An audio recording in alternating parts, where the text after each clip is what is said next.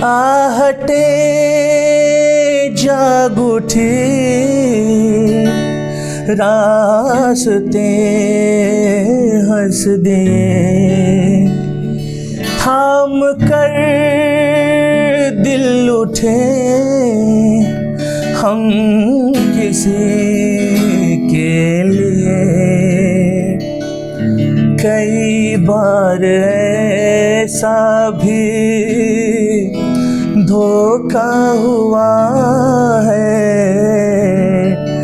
चले आ रहे हैं वो नजरें झुकाए, वो जब याद आए, बहुत याद आए, वो जब याद आए, बहुत याद आए। नमस्कार, मैं रितेश ठाकुर, मैं कटिहार हूं के इस लाइव टॉक शो में आप सभी का एक बार फिर से स्वागत करता हूं।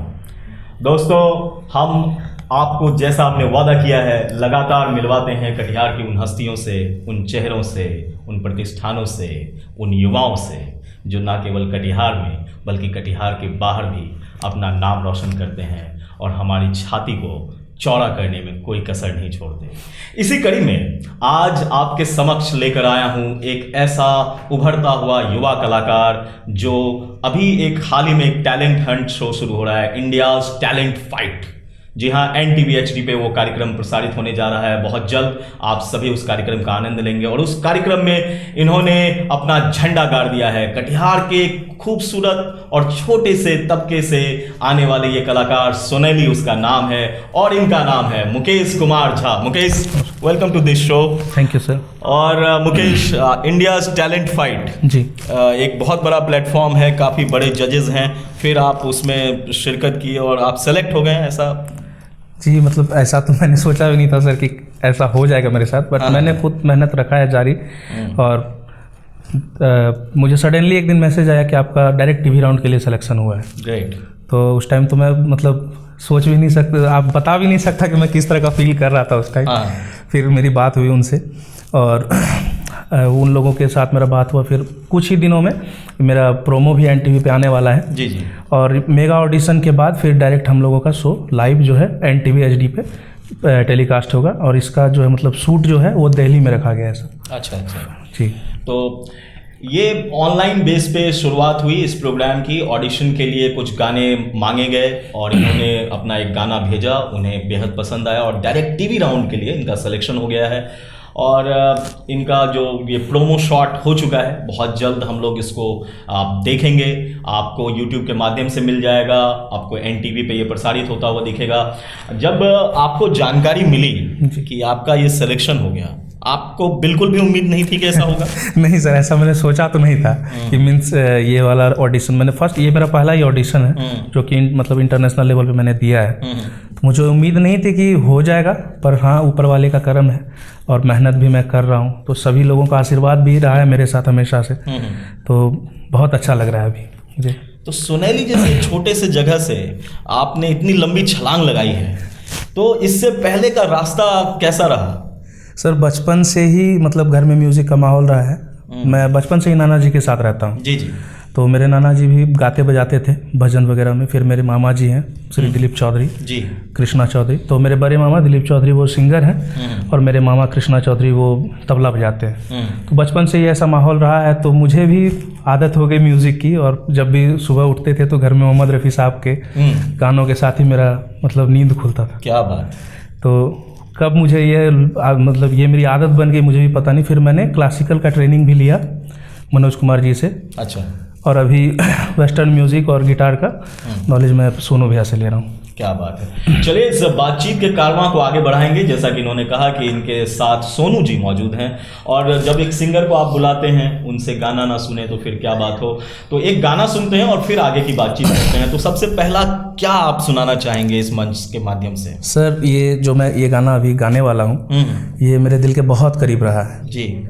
और ये पारस मनी फिल्म का मूवी का गाना है ये, रफ़ी साहब का, वो जब याद आए बहुत याद आए। रफ़ी साहब का ये गीत बहुत खूबसूरत, वो जब याद आए बहुत याद आए। आहटे जाग उठे रास्ते हंस दिए, थाम कर दिल उठे हम किसी के लिए। कई बार ऐसा भी धोखा हुआ है, चले आ रहे हैं वो नजरें झुकाए, वो जब याद आए बहुत याद आए, वो जब याद आए बहुत याद आए। गमे जिंदगी के अंधेरे में हमने चरागे मुहब्बत जलाए बुझाए, वो जब याद आए बहुत याद आए।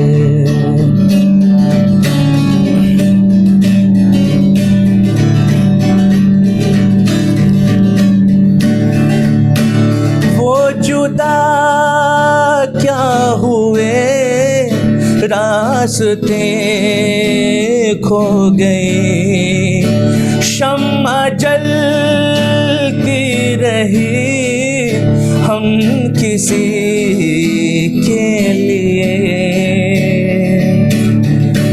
मगर ऐसा धोखा होने लगा है, करीब आके जब वो ऐसे मुस्कुराए, वो जब याद आए बहुत याद आए, वो जब याद आए बहुत याद आए। गमे जिंदगी के अंधेरों में हमने चरागे मुहब्बत जलाए बुझाए, वो जब याद आए बहुत याद आए, वो जब याद आए बहुत याद आए। ये बहुत ही खूबसूरत अंदाज इनके गाने का, मोहम्मद रफ़ी की आवाज़ में ये गाना पहली बार गाया गया था। और ये खूबसूरत गाना जो अभी आपने सुना, इस पे इनका साथ दिया सोनू जी ने गिटार पे, और बहुत खूबसूरत बजाते हैं वो। तो मुकेश जी सर, आप इतना अच्छा गाते हैं, अगर आपको बुरा ना लगे तो मैं इनसे एक बात कहना चाहता हूँ कि इनकी पर्सनालिटी को देखकर मुझे अदनान सामी की याद आती है। We on the lighter note, जी हाँ, बहुत अच्छा वो भी गाते हैं, बहुत अच्छा वो म्यूजिशियन भी हैं, बहुत अच्छा बजाते भी हैं। पियानो शायद दुनिया में सबसे तेज बजाते हैं अदनान सामी। तो ये जो सफ़र रहा संगीत का, इसके अलावा आपकी स्कूलिंग, कॉलेजेस, वो कहाँ पे हुई? सर स्कूलिंग मतलब मेरा सोनेली में ही रहा है, मतलब 10th तक मैंने सोनेली से किया, फिर 12th में मैं के.बी. झा कॉलेज का स्टूडेंट रहा हूँ। गुड, मैं भी। अच्छा, तो फिर उसके बाद मैंने कोलकाता से सॉफ्टवेयर इंजीनियरिंग किया ब्रेनवेयर कॉलेज से। अच्छा अच्छा। फिर वहाँ से कैंपसिंग हुआ, जॉब भी मिला मुझे, पर सर मुझे नहीं लगता कि मैं म्यूज़िक को छोड़ कर और किसी चीज़ के लिए बनाऊँ। तो फिर मैंने मतलब बहुत मेहनत करने के बाद मतलब जॉब करना पड़ता था, फिर मुझे रियाज़ का टाइम भी नहीं मिलता था, एक आध घंटे से कुछ होता भी नहीं है रियाज़ से। तो फिर एक दिन मेरा एक्सीडेंट भी हो गया इसी सोच में, मैं जा रहा था ऑफिस तो एक्सीडेंट हो गया। फिर मैं हॉस्पिटल भी पहुंचा, कब पहुंचा मुझे कोई अंदाज़ा भी नहीं है। फिर घर वाले भी वहाँ पे मतलब मम्मी पापा वहीं पे रहते हैं, तो वो लोग गए। तो मेरा मतलब एक तो सबसे बड़ा बात, जब मुझे होश आया तो डॉक्टर ऐसा बता रहे थे कि मैं गाना गा रहा था और ये बोल रहा था कि शायद कहीं एक्सीडेंट से मेरा ये आवाज़ में कुछ फ़र्क तो नहीं आया। अच्छा। तो ये मुझे बाद में पता चला। तो फिर जब मैं पूरी तरह से होश में आया तो जो भी मेरे घर के लोग थे, मैंने बस उनसे इतना ही कहा कि या तो मुझसे काम होगा या तो म्यूज़िक। तो मम्मी तो अभी भी इस बात से नाराज़ है। अच्छा। अभी भी उनकी तरफ से पूरा सपोर्ट नहीं मिलता। और पापा? पापा सपोर्ट करते भी हैं, लेकिन अब मम्मी है वहाँ तो पापा भी कुछ नहीं कर सकते। मम्मी पापा एक ही यूनिट होते हैं जी। तो वो होता है कि जब आपके अंदर जहन में आप जिस चीज़ के लिए बने होते हैं और अगर आत्मा आपकी पुकारती रहती है उसी बात को लेकर बार बार, तो कहीं ना कहीं आप कहीं भी आगे चले जाएं और आपको जंजीर खींच के ले आती है। और वही हुआ इनके साथ शायद कि इंजीनियरिंग की नौकरी में भी गए और लेकिन मन नहीं लगा, क्योंकि क्षेत्र संगीत का ही था जो इनको चुनना था और इन्होंने चुना। और अब इंडियाज़ टैलेंट फाइट में इनका सिलेक्शन हो गया। तो वो कौन सा गाना था जो आपने भेजा और उनको लगा कि ये टीवी राउंड के लिए डायरेक्ट बना है ये लड़का? अरे वो आज इबादत सॉन्ग है, तो ये वाला गाना मैंने गाकर भेजा था, तानपुरा में गाया था मैंने ऐसे ही, तो गा के वही गाना मैंने भेजा था सर। आज इबादत जी, बहुत रूबरू हो गए जी। रूबरू का तो बिल्कुल फिर से सोनू जी हमारे बीच मौजूद हैं, तो हम चाहेंगे कि ये गीत भी जरूर सुने इनसे, ताकि हमें भी अंदाजा हो कि वो क्या चीज़ रही होगी जिसने इम्प्रेस कर दिया उस ज्यूरी को डायरेक्ट टीवी राउंड में। आज इबादत रूबरू हो गए, जो मांगी थी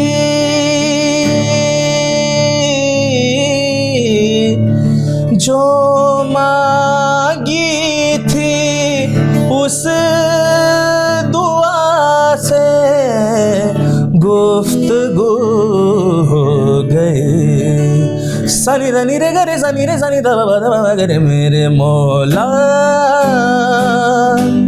मेरे मौला मेरे मौला मेरे मौला तेरा शुक्रिया आज इबादत रूबरू हो गए। हो दर्द के अंधेरों से आ गए उजालों में इश्क के चरागों का नूर है ख्यालों में। नजरों से तेरी चाक दिल पे रफू हो गई, दिल पे रफू हो गई। जानी धनी रे गरे जानी रे जानी दबा दबा मगर मेरे मौला मेरे मौला मेरे मौला मेरे मौला तेरा शुक्रिया आज इबादत रूबरू हो गए। खूबसूरत गीत आज इबादत, और शायद इनकी इबादत भी कबूल हो गई जो बिल्कुल इंडियाज़ टैलेंट फाइट में इनको शिरकत करने का मौका मिला है। और हम सभी इंतज़ार कर रहे हैं उस घड़ी का जब वो उस चमचमाते हुए टीवी स्क्रीन पर नज़र आएंगे और हम सभी वोट करेंगे, क्योंकि ये हमारे ज़िले के हैं। मुकेश कुमार झा जब नाम आएगा तो क्या कहने होंगे, क्या मज़ा आएगा दोस्तों, क्योंकि ऐसे लोग जब आपके इस छोटे से शहर के उस छोटे से इलाके से वहाँ पहुँचते हैं तो सचमुच ये गर्व का विषय होता है। वो क्षण होता है जब ना केवल इनके माता पिता, इनका समाज, बल्कि पूरा ये शहर, यहाँ तक कि पूरा प्रांत गौरवान्वित फील करेगा, गौरवान्वित महसूस करेगा। तो ये एक छलांग आपने लगाई, उम्मीद करते हैं, आशा करते हैं कि आप वहाँ पर भी बहुत अच्छा परफॉर्मेंस देंगे। बहुत बहुत शुक्रिया और आगे की क्या योजनाएं आपने बनाई हैं, अपने जहन में क्या रखा है? सर देखिए, मैं जो मतलब मैंने बहुत ज़्यादा सपने नहीं सजाए हैं, बस मैं इतना चाहता हूँ कि मेरा जो भी हो फ्यूचर वो म्यूज़िक में ही हो। अच्छा। हाँ, उस मतलब जो भी हो, मतलब मैं सिंगिंग के अलावा और क्या करते हैं आप म्यूज़िक के क्षेत्र में? सिंगिंग के अलावा तबला थोड़ा बहुत बजाता हूँ सर। हाँ, तबला थोड़ा बहुत बजाता हूँ और गिटार भी सीख ही रहा हूँ। तो आपने कहा कि मनोज जी से आपने ट्रेनिंग ली है? जी, क्लासिकल। इसके अलावा भी कहीं और आपने ट्रेनिंग ली? इसके अलावा मैंने बहुत ज़्यादा दिन तक नहीं लिया है ट्रेनिंग कहीं और, लेकिन हाँ, गौरव चटर्जी जी के पास मैंने कुछ दिनों तक लिया है, लगभग 4 से 5 महीने तक। कोलकाता में? जी, कोलकाता में। तो वहाँ क्या सीखा था आपने? वहाँ पे सर मतलब वही पैटर्न तो सेम ही है, मीन्स जी, क्लासिकल बंदिशें वगैरह, जो बेसिक अलंकार वगैरह रहता है। आपका कुछ अलग से स्पेशलाइजेशन है कि आप इस तरह के गाने ही गाते हैं या आप हर तरह के गाने को आजमाते हैं? देखिए सर, गाने की कोशिश तो हर तरह की रहती है मेरी, लेकिन ज़्यादातर मैं खुद मतलब अगर देखा जाए तो मैं रफ़ी साहब के गाने ज़्यादा गाना चाहता भी हूँ। अच्छा। मेरी दिली चाहत है कि मैं रफ़ी साहब के गाने ही गाऊं, क्योंकि मतलब आज मुझे ये लगता है क्लासिकल ट्रेनिंग लेना या फिर गाना सीखना अलग बात है, लेकिन मैं जो भी गा रहा हूँ वो सारा क्रेडिट रफ़ी साहब को ही जाता है, क्योंकि जो गाने में थोड़ा बहुत भी पकड़ है वो सब उन्हीं के गाने से आया है मुझ में। रफ़ी साहब इनके द्रोणाचार्य उनसे इन्होंने सीखा है। हाँ बिल्कुल, कई लोगों ने, मुझे लगता है कि भारत के कई सिंगर्स जो बड़े हुए होंगे उस दौर में, उन्होंने रफ़ी साहब, मुकेश और बाद के दौर के लोगों ने किशोर कुमार, इन सबको सुन के ही सीखा है। लता मंगेशकर इंस्टीट्यूशन है अपने आप में, उनका घर ही मंदिर है। तो ऐसे सभी सिंगर्स के लिए रफ़ी साहब बहुत बड़े नाम हैं और इनिशियल ट्रेनिंग तो शायद उन्हीं से मिलती है। आपको गाने के बोल समझ में जी बिल्कुल, तरीका समझ में आता है, एक्सप्रेस करने का तरीका, जी, फीलिंग्स। और रेडियो सुनते थे? हाँ सर, रेडियो नाना जी सुनते थे। विविध भारती? हाँ सुनते थे। तो नाना जी सुनते थे, मैं पढ़ता था साइड में, लेकिन पढ़ाई में मन तो तभी लगता नहीं था जब साइड में अगर गाना बज रहा हो, तो मुझे अब भी पढ़ने में मन नहीं लगता। अच्छा। हाँ, अगर गाना अगर साथ है मेरे तो बस वहीं पे मैं खो जाता हूँ। तो इसीलिए ये मतलब बचपन से ही ऐसी मेरी हालत थी, तो तभी मैं कुछ कर भी नहीं सकता था, क्योंकि मैं बहुत छोटा था, डिसीजन तो मैं नहीं ले सकता। अब बड़ा हुआ हूँ तो थोड़ा बहुत डिसीजन ले रहा हूँ। तो घर वाले भी अभी खुश हैं, सिर्फ मम्मी थोड़ी नाराज़ है, वो भी धीरे धीरे ठीक हो ही जाएगा अगर कुछ मैं अच्छा अचीव करता हूँ। मुझे लगता है बहुत जल्द हो जाएगा, जब वो प्रसारण शुरू होगा और माँ जी देखेंगी और गली मोहल्ले और समाज के लोग उनको कहेंगे कि मुकेश टीवी पे आ रहा है, तो शायद उनका गुस्सा थोड़ी हद तक जरूर शांत हो जाएगा। और इनकी पर्सनालिटी चाहे जैसी भी दिखे, लेकिन बाय हार्ट ये बहुत सुलझे हुए इंसान है, शायद इसलिए उनकी स्माइल आपको दिखती है। ये बहुत अच्छा मुस्कुराते हैं। अरे शुक्रिया सर। तो इस मुस्कुराहट के पीछे की कोई वजह खास? नहीं सर, ऐसा ही है बचपन से ही। मुझे लगता है बस यही एक है जो ऊपर वाले का दिया हुआ है, बाकी सब तो मुझे लगता है ऐसा इसलिए है क्योंकि आप जब अपने मन का काम कर पाते हैं जीवन में, आप उसी को अपना करियर बना पाते हैं, उसी को जीते हैं, तो शायद वो जो साफ सुथरी मुस्कुराहट आपके चेहरे पर जरूर आ जाती है। और ऐसा ही कुछ होता है मुकेश जी के साथ, और मुझे उम्मीद है कि ऐसे ही गाने लगातार ये गाते रहेंगे और आने वाले शोज़ में भी कुछ ऐसे ही परफॉर्मेंसेस देंगे, ताकि आगे कितने भी राउंड हो वो उनको पार करके फाइनलिस्ट जरूर बने। और हमारी उम्मीद है कि फाइनल जीतें, क्यों ना जीतें, क्योंकि ये ऐसी सरजमी से आती हैं, कटिहार की सरजमी से, जिसकी मिट्टी ने कभी हार मानना नहीं सीखा। वो हर फील्ड में, हर क्षेत्र में यहाँ के लोग अपना सिक्का जमाते हैं। यहाँ की बेटी आसमान को छूती है, आकाश में लहराती है, फाइटर जेट चलाती है। यहाँ के लोग अलग अलग क्षेत्र में, भारत से लेकर विदेशों में अपना झंडा गाड़ते हैं। और हम सभी ने कोशिश किया है, मैं कटिहार उनके मंच के माध्यम से, कि उन सभी के बारे में, उनकी कहानियों को लेकर आएँ, उनको लेकर आएँ आपके सामने। और इसी कड़ी में मुकेश कुमार झा जी भी हमारे बीच मौजूद हैं, क्योंकि शुरुआत हो चुकी है, झंडा फहराने ही वाला है, परचम लहराने ही वाला है। क्योंकि ये छोटी सी शुरुआत जरूर है, लेकिन बहुत बड़े स्तर पर शुरुआत है, क्योंकि ये इंटरनेशनल शोज़ है। यहाँ पे बहुत बड़े बड़े कलाकार आएंगे, हर क्षेत्र के कलाकार आएंगे, चाहे वो डांस हो, म्यूज़िक हो, सिंगिंग हो, और उसमें अपना शिरकत कर लेना ये भी बहुत बड़ी बात है। क्योंकि आपका आपकी पहचान, आपकी आइडेंटिटी को लोगों ने देखा, सराहा, तभी आपको चुना है और ये बड़ी बात है। और अब भगवान से उम्मीद रहेगी, प्रार्थना रहेगी, हम सभी की प्रार्थना रहेगी इनके साथ कि इनको वो सफलता जरूर मिले इस शो में जिनके हकदार हैं। और इस उम्मीद पे, इस खूबसूरत नोट पे इनको ऐसे तो जाने दे नहीं सकते। हम चाहेंगे कि ये जो अगला गाना ये गाएं, उस गाने के साथ ही इस लाइव कार्यक्रम को आज समाप्त करेंगे। तो सबसे अच्छा, खूबसूरत, धमाकेदार कुछ सुनाना चाहें अगर आप। सर, इस सिचुएशन पे जो मुझे हासिल हुआ है उसके लिए मैं एक ही गाना गाना चाहता हूँ। हंसते जख्म फिल्म का गाना है ये, मोहम्मद रफ़ी साहब का ही है। तुम जो मिल गए हो तो ये लगता है कि जहां मिल गया। क्या बात है, तुम जो मिल गए हो, ये जो मौका मिल गया है तो लगता है जहां मिल गया। सुनते हैं इनकी आवाज में। तुम जो मिल गए हो तो ये लगता है कि जहां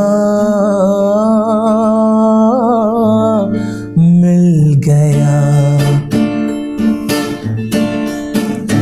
के जहां मिल गया।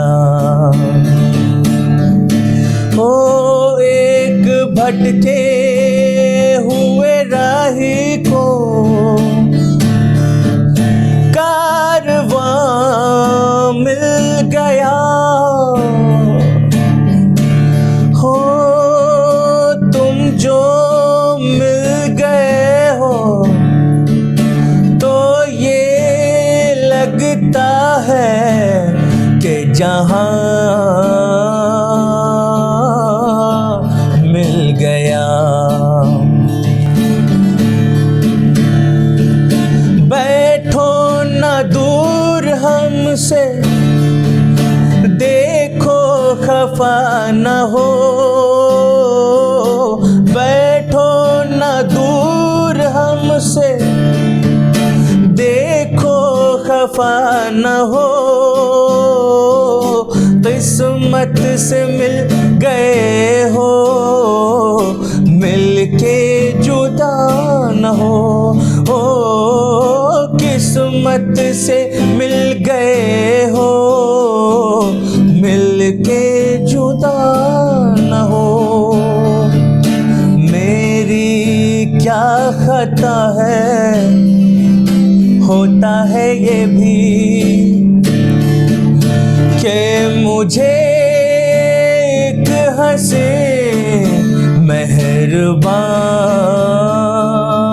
मेहरबान मिल गया। एक भटके हुए राही को कारवां मिल गया। हो तुम जो मिल गए हो तो ये लगता है कि जहां मिल गया, कि जहां